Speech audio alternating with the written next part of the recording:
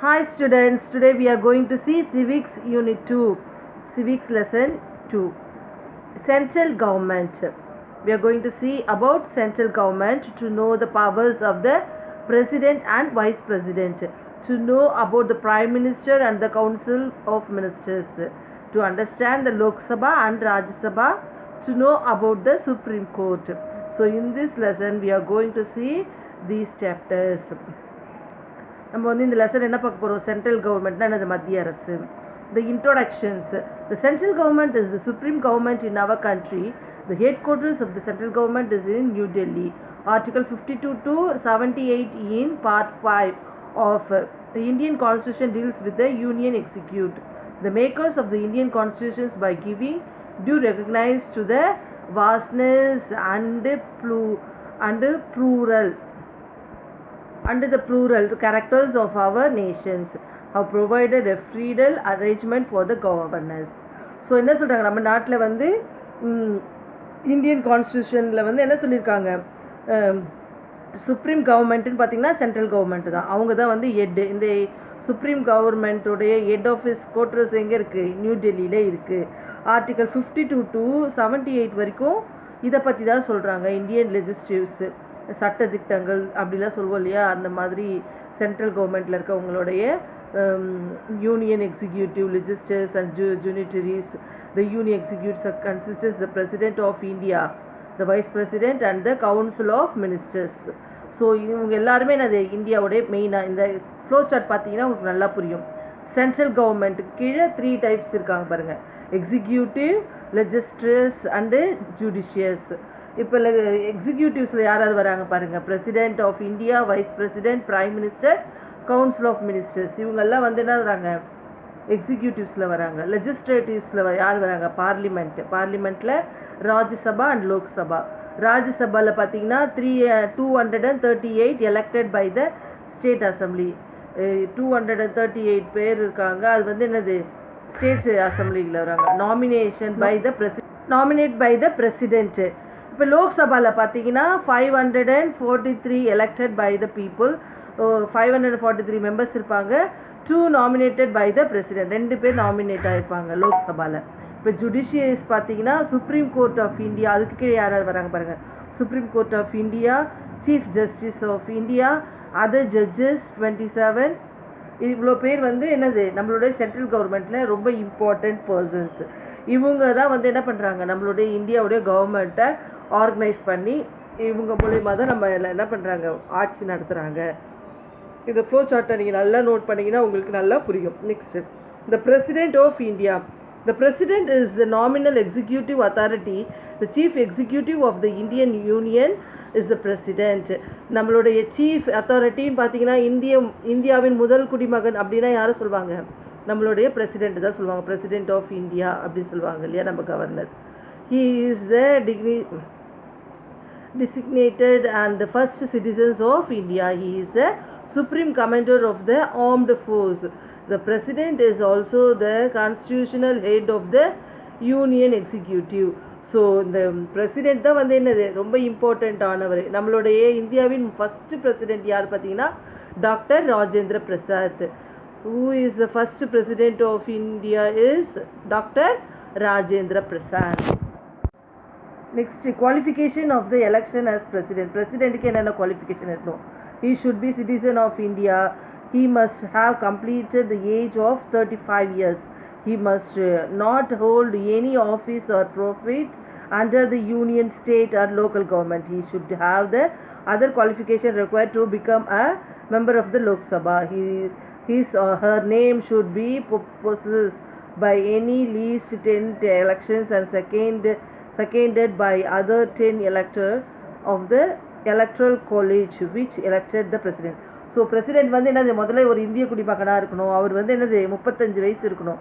அதுக்கப்புறம் அவருக்கு வந்து என்னது? எந்த ஒரு கவர்மெண்ட்டில், ஸ்டேட் கவர்மெண்ட்லேயும் சென்ட்ரல் கவர்மெண்ட்லேயும் அவர் எந்த ஒரு அவருக்கு வந்து என்னது? லோக்சபா அப்படி சொல்லுவாங்க இல்லையா, அந்த லோக்சபா குவாலிஃபிகேஷன் அந்த மாதிரி எந்த ஒரு மெம்பர்ஷிப்லேயும் அவர் இருக்கக்கூடாது. அப்புறம் இவரை வந்து என்ன பண்ணக்கூடாது? இப்போ ஆட்சி பண்ணுறப்ப இதில் வந்து 10 பேர் வந்து அவருக்காக சப்போர்ட் பண்ணணும், 10 பேர் வந்து அது வழிமொழியணும் அப்படி சொல்லுவாங்க. இந்த மாதிரி தான் என்ன பண்ணுவாங்க? பிரசிடெண்ட்டை எலெக்ட் பண்ணுவாங்க. Selection of the president. The president is elected by an electoral college in accordance with the system of proportional representations by means of single transference vote. The electoral college consists of the elected members of the both houses of parliament and the elected members of the states and elected members of National Capital Territory of Delhi and Puducherry.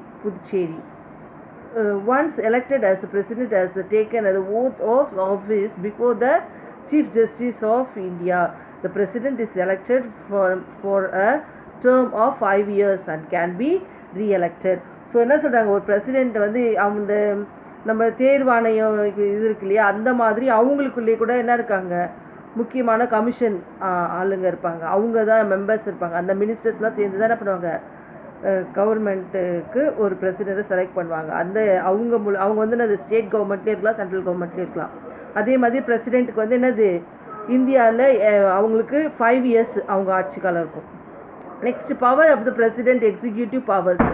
Article 77 requires that every executive action of the Union shall be taken in the name of the Presidency. He appointed the Prime Minister and other members of the Council of Ministers, distributing profiles to them on the advice of the Prime Minister. So என்னது, ஒரு பிரசிடெண்ட்டுக்கு வந்து ஒரு prime மினிஸ்டரையும் council ministers எல்லாரையுமே வந்து என்னது இது சொல்லுவாங்க இல்லையா, அவங்களுக்கு ஆட்சி அமைக்கிறது அந்த உறுதிமொழியெல்லாம் இவருக்கு தான் பண்ணுவார், அப்பாயின்மெண்ட் பண்ணுவார். He is responsible for making a wide variety of appointments. These includes the appointment of governor of states, the chief justice and other judges of the Supreme Court and High Courts, the attorney general, the comptroller and the auditor general, the chief election commissions and other election commissions, or chairman of other members of the Union Public Service Commission, ambassadors and high commissioner to other countries. So இவர் தான் வந்து என்னது ரொம்ப chief மெயினான ஆள். இவருக்கு அப்புறம் தான் இவங்க எல்லாருமே வருவாங்க. இவங்க எல்லாருக்கும் முன்னாடி பார்க்க பிரசிடெண்ட் தான் வந்து ஹை பொசிஷனில் இருக்கிறதால அவர் தான் வந்து என்னது சர்வீஸ் கமிஷன் அம்பாசிடர், அவர் தான் பெரிய இவராக இருப்பார். ஃபினான்ஷியல் இவங்களுக்கு இருக்கிற பவர்ஸில் ஒன்று வந்து financial powers. Annual budget of the central government is presented before the Lok Sabha Union Finance Minister only the permission of the president. இந்த பே கமிஷன்லாம் வருது அப்படிலாம் பட்ஜெட்லாம் சொல்கிறாங்க, அப்படிலாம் சொல்லுவோம்ல பட்ஜெட்டில் ஆனுவல் பட்ஜெட், அது எல்லாமே இவருடைய 100ல் தான் வரும். இவருக்கு கிட்ட தான் என்ன பண்ணுவாங்க, அவங்க சப்மிட் பண்ணுவாங்க. ஸோ அதுக்கு வந்து இப்போ வைக்கலாம் அந்த இது அப்படின்னு பர்மிஷன் கொடுக்கறது யார்கிட்ட இருக்குது, பிரசிடென்ட் கிட்ட தான் இருக்குது. He causes to late before the parliament the annual financial statement, the union budget. The Constitution of India places the contingency fund of India as the disposal of the president. So எந்த நேரத்தில் என்னென்ன தேவை, அவசர தேவைகளுக்கு fund release பண்ணுறது, அதெல்லாம் வந்து என்னது செலவு பண்ணுறது எல்லாமே அவருடைய நாலேஜ் இல்லாமல் பண்ண முடியாது. Judicial powers. Article 72 confers on the president power to grant pardons, reviews, respects or dismissals of the punishments or commute the sentence of the any person convinced on the offense. So என்ன சொல்கிறாங்க, judicial பவர்னால் ஒரு சிலர் என்ன பண்ணுவாங்க, இப்போ தூக்கு தண்டையில் இருக்கிறவங்களுக்கு என்ன பண்ண கருணை மனுலாம் சொல்லுவாங்கள்ல, கவர்னர்கிட்ட கருணை மனு எதிர்பார்ப்பாங்க. அந்த மாதிரி அவர் வந்து என்ன பண்ணலாம், இவங்களுக்கு வந்து தண்டனை குறைச்சிக்கலாம், இவங்க பண்ண தப்புக்கு வந்து இது பண்ணலாம் அப்படி சொல்லிட்டு அவர் கொஞ்சம் ரிக்வெஸ்ட் பண்ணி அவர்கிட்ட கேட்டால் அவர் வந்து அதை இது பண்ணுறதுக்கு அக்செப்ட் பண்ணுறதுக்கு அவருக்கு உரிமை இருக்குது. Military powers. Article 53(2) lays down that the supreme command of the defense force on the union shall be vested in the president and the exercise thereof shall be regulated by law. So இவருக்கு என்னது supreme power, military பவர்னால் தெரியல, நம்ம military கமாண்டரில் main chief அப்படின்னு சொன்னால் என்னது நம்ம president தான். President சொல்கிறது தான் என்ன பண்ணுவாங்க, அவங்க கேட்டு அதுக்கேற்ற மாதிரி அவங்க எக்ஸசைஸ் பண்ணுவாங்க. அது எந்த டைம் வார் பீரியடாக இருந்தாலும் சரி, நார்மல் டைமில் இருந்தாலும் அது ரெகுலேட் பண்ணுறோட மெயின் இது யார்கிட்ட இருக்குது, பிரசிடெண்ட் கிட்ட இருக்குது. Next diplomatic powers. The president appointed Indian diplomatic to other countries and receives foreign diplomatic posts to India. The ambassador designate becomes ambassador after calling on the president and presiding is credentials. All treaties and agreements with foreign states are entered into in the name of the president. So டிப்ளமேட்டிக்னா அது நம்மளுடைய foreign கொலாபரேஷன்லாம் பண்ணுறோம் இல்லைங்களா, ஃபாரினில் போய் type வச்சுக்கிறது, அவங்க கூட ஏதாவது பிஸ்னஸ் பண்ணுறதுக்கோ இல்லை மற்ற உதவிக்கோ எதுக்குமே என்ன பண்ண ஃபாரின் கூட எது பண்ணாலும் அந்த வெளியுறவுத்துறை அமைச்சர் அப்படிலாம் சொல்லுவோம் இல்லையா, அது எல்லாமே இவர் கண்ட்ரோலில் தான் இருக்குது. இவர் தான் டிசைட் பண்ணும் இந்த கண்ட்ரியோட நம்ம வந்து டைப் வச்சுக்கலாம், அவங்க கூட நம்ம எதாவது பண்ணலாம், இல்லை இந்த கண்ட்ரி தேவையில்லை அப்படின்னு டிசைட் பண்ணுற அதிகாரம் கூட யாருக்கு இருக்குது? பிரசிடெண்ட்டுக்கு தான் இருக்கும். நெக்ஸ்ட் பார்த்தீங்கன்னா emergency powers. The president has been empowered by the constitutions to proclaim national emergency under article 352, state emergency under article 356, financial emergency under article 360. So இந்த 352 ஆர்டிகல் 356 ஆர்டிகல் 360 எதுக்குன்னு தெரிஞ்சுக்கோங்க. இதெல்லாம் இந்த எமர்ஜென்சி பவர்ஸ்க்காக இந்த ஆர்டிக்கல்லாம் இருக்குது. இது பிரசிடெண்ட் வந்து இதெல்லாம் பண்ணலாம், யூஸ் பண்ணிக்கலாம், யூஸ் பண்ணி இந்த மாதிரி டைமில் இதுக்காக இது எமர்ஜென்சி கொண்டு வரோம் அப்படி சொல்லிட்டு அவங்க என்ன பண்ண அறிவிக்கலாம். Next the removal of the president. இது எப்போ வந்து பிரசிடெண்ட்டை ரிமூவ் பண்ணலாம் அப்படின்னா, the president may be returning under his hand address to the vice president resign is office. அவராகவே வாலண்டரியாக ரிசைன் பண்ணாலும் பண்ணிக்கலாம். The President may the violations of the constitutions be removed from office by impeachment in the manner providing in Article 61. So அவர் வந்து ஏதோ ஒரு க்ரைமில் மாட்டியிருக்காரு, அது வந்து prove பண்ணியிருக்காங்க, அதனால அவர் என்ன பண்ணலாம், அதுலேருந்து அதுக்கும் சட்டத்தில் இடம் இருக்குது. அவர் வந்து ஜட்ஜி முன்னாடி அதை கொடுத்து வைஸ் பிரசிடென்ட் கிட்ட ஒரு லெட்டர் கொடுத்து அவங்க எல்லோரும் முன்னாடியே அவர் என்ன பண்ணிக்கலாம், ரிலீவ் ஆகிக்கலாம். நம்ம ஆஃபீஸாகவே அவர் வந்து ரிலீவ் பண்ணிடலாம்.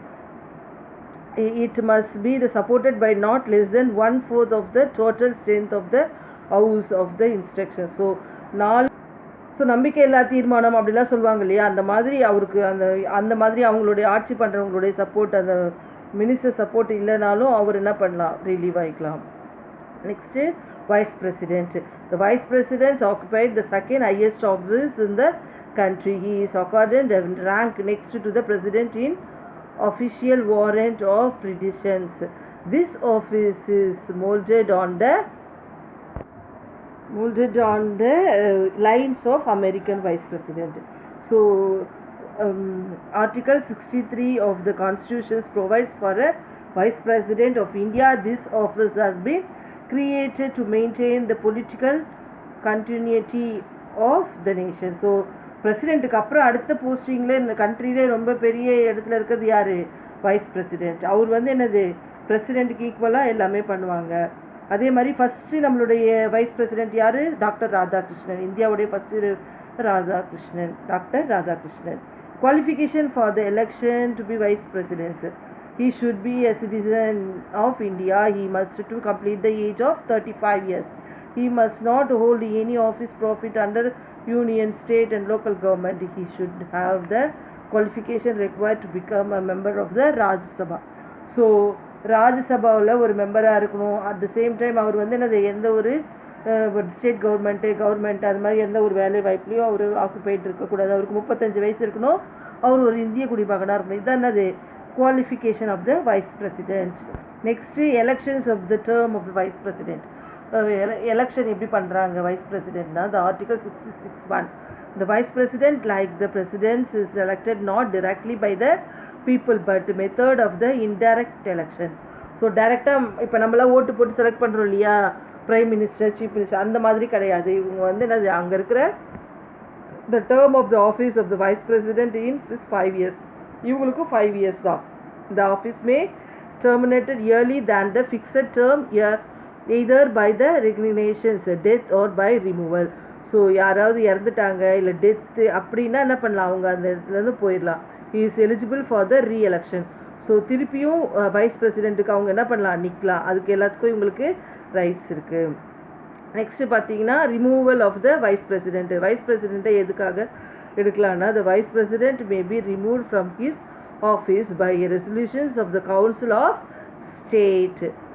அவங்க ஸ்டேட்டஸ் அவர் வந்து என்ன பண்ணலாம், அவராகவே வேணான்னு நினச்சா கூட அவர் என்ன பண்ணலாம், அந்த இதில் states passed by the majority of all the members of the council and agree to the house of the people. The resolutions for his purpose may be moved only after the notice of the minimum of 14 days has been given such an instructions. So நான் 14 நாள் முன்னாடியே அவர் என்ன பண்ணலாம், அவருக்கு instruction கொடுத்து அவருக்கு ஒரு notice period மாதிரி கொடுக்கலாம். அதுக்கப்புறம் அவராக வந்து வேண்டான்னு அக்ரி பண்ணார்னா அதை வந்து லோக்சபாவில் ராஜ்யசபாவில் அக்செப்ட் பண்ணிட்டா okay. The functions of the vice president. The vice president is the ex-chairman of the Rajya Sabha. He regulated the proceeding the house. He decides the order of the house. He decides the administrability of the resolutions of questions. He suspended or adjusted the house in case of the grave disorders. When the president is unable to discharge his duties due to illness or absence from the country, he attends to the functions of the president for a maximum period of 6 months. So என்ன சொல்கிறாங்க, ஒரு பிரசிடெண்ட்டுடைய எல்லா ஒர்க்லேயும் இவர் என்ன பண்ணுவார், கூட இருப்பார். அந்த ஹவுஸோட எல்லா ஒர்க்லேயும் அவர் கூட தான் இருப்பார், எல்லாத்தையுமே செய்வார், எல்லா அட்மினிஸ்ட்ரேட்டிவ் பவரும் அவருக்கு இருக்கும். இன்கேஸ் பிரசிடெண்ட் இல்லை, அவருக்கு வந்து உடம்பு சரியில்லை, இல்லை வேறு ஒரு காரணத்தால் அவர் வர முடியலன்னா பிரசிடெண்ட்டுடைய ரோலில் இவர் வந்து என்ன பண்ணலாம், இருந்து அவர் எல்லா இதுவும் முடிவு எடுக்கலாம். ஸோ அவருடைய ஃபங்க்ஷன்ஸ் எல்லாமே இவர் ஆக்டிவேட் பண்ணலாம். அது எத்தனை நாளைக்குன்னா 6 monthsக்கு, அது வந்து 6 monthக்கு அவர் பண்ணலாம். Next prime minister article 74 says there shall be the council of ministers is the prime minister as head to the head and advise the president. So பிரசிடெண்ட்டுக்கு அட்வைஸ் பண்ணுற அளவுக்கு பிரைம் மினிஸ்டருக்கு என்ன இருக்குது, பவர் இருக்குது. The post of Prime Minister of India has adopted the Westminster England model of constitutional democracy. The Parliament of the England is situated in Westminster, of it's called as the Westminster Parliament. The leader of the majority party in Lok Sabha is appointed as the president as the prime minister. So லோக் சபாவில் நம்ம எம்பிலாம் select பண்ணுறோம் இல்லையா, அவங்க தான் என்ன பண்ணுவாங்க, prime minister யார் சொல்லிட்டு அவங்களுடைய ஆளை ஒருத்தரை பிரைம் மினிஸ்டர் இருப்பாங்க. இந்தியாவுடைய ஃபஸ்ட்டு பிரைம் மினிஸ்டர் எல்லாருக்குமே தெரியும், Jawaharlal Nehru. The duties and the functions of the prime ministers, the article 78 mentions the duties of the prime ministers. The prime minister decided the rank of the ministries and the distributions various departments. The prime minister decided the dates and the agenda of the meeting of the cabinet, which is the president. So இந்த ராஜ்யசபாவுடைய control ஃபுல்லாகவே யார்கிட்ட இருக்கும், prime minister கிட்ட தான் இருக்கும். அவர் தான் எந்த நாளில் எப்போ வந்து நம்ம ராஜ்யசபா வந்து இது பண்ணலாம், மீட்டிங் வச்சுக்கலாம், அந்த எல்லாமே சொல்கிறதுல அது பிரைம் மினிஸ்டர் தான், அந்த அத்தாரிட்டியில் அவர் தான் இருக்குது. The prime minister informally consulted 2 or 3 his seniors colleagues which does not, அவர் என்ன பண்ணலாம், முக்கியமான 2-3 அமைச்சர்களோடு சேர்ந்து அவர் எந்த ஒரு முடிவும் எடுத்துக்கலாம். The Prime Minister acts the link between the President and the Council of Ministers. The Prime Minister is the leader of the nation and the chief speaker of the country. நம்ம கண்ட்ரியோட லீடர் சொன்னால் யார், நம்மளோட Prime Minister. As the leader of the nations, the Prime Minister represented our nation at the national conference. So இந்த national conference கொண்டு போகிறது யார், Prime Minister தான். Council of Ministers. After the elections, the President of India, on the advice of the Prime Minister, appointed the Council of the Ministers. The Constitution of India resisted the members of the Council of Ministers, including the Prime Minister, to 15% of the total member of the Lok Sabha. So Prime Minister உடைய member குறிப்பிட்ட அமைச்சர்கள் அப்படி சொல்லுவாங்க இல்லையா, முக்கியமான அந்த மீட்டிங்கில் இருக்க கவுன்சில்ஸ், அந்த இதில் வர்றவங்க தான் யார், இந்த cabinet minister, council ministers. Next cabinet ministers. The cabinet is an informal body of the senior ministers who form the nucleus of the administrative. Important decisions of the government are taken by the cabinet, such as defense, finance, external affairs and home. So இந்த cabinet minister வந்து என்னது ரொம்ப ரொம்ப important. அவங்க தான் என்ன பண்ணுறாங்க, எல்லா இந்த டிசிஷன் மேக்கிங்கில் இருக்காங்க இல்லையா, பிரைம் மினிஸ்டருக்கு அந்த முக்கியமான கவுன்சில் இதில் இருக்கிற மெம்பர்ஸ் வந்து யார், the cabinet ministers. Ministers of state. The ministers belong to the second category of the ministers in the council. They are also in charge of ministers or the department, but they do not participate in the meeting of the cabinet unless invited to do so. So ministers of ஸ்டேட்னா நார்மலாகவே நம்மளோட ஸ்டேட்டில் இருக்கிற ministers தான் எல்லா ministers சொல்கிறாங்க. MPs சொல்வோம் இல்லையா, அவங்க எல்லாருமே. ஆனால் அவங்க வந்து அவங்க கூப்பிட்டாங்கன்னா மீட்டிங்க்கு நீங்களாம் வரணும் நீங்கள் அப்படின்னா அவங்க வரலாம். இல்லைன்னா அந்த important cabinet ministers, council ministers என்ன பண்ணுவாங்க, அந்த மீட்டிங்கை ஹெல்ப் பண்ணி அதில் தேவையானதை அவங்க பண்ணிக்குவாங்க. The last deputy ministers, they are the lowest ranked ministers in the cabinet. They assist either the ministers of cabinet or state in the performance of the duties entrusted to them. So deputy ministersல என்ன பண்ணுவாங்க, அந்த lowest ரேங்க்ல இருக்கிறவங்க தான். அவங்க வந்து ரொம்ப important ministers கிடையாது. ஆனால் ஸ்டேட்லேயோ அந்த ப்ராசஸ்லாம் கரெக்டாக போதா அப்படின்னு செக் பண்ணுறதெல்லாம் யார், இவங்க தான். So children, we have completed 2.1, 2.2, 2.3. The next 2.4 I will take other class. Okay, thank you children.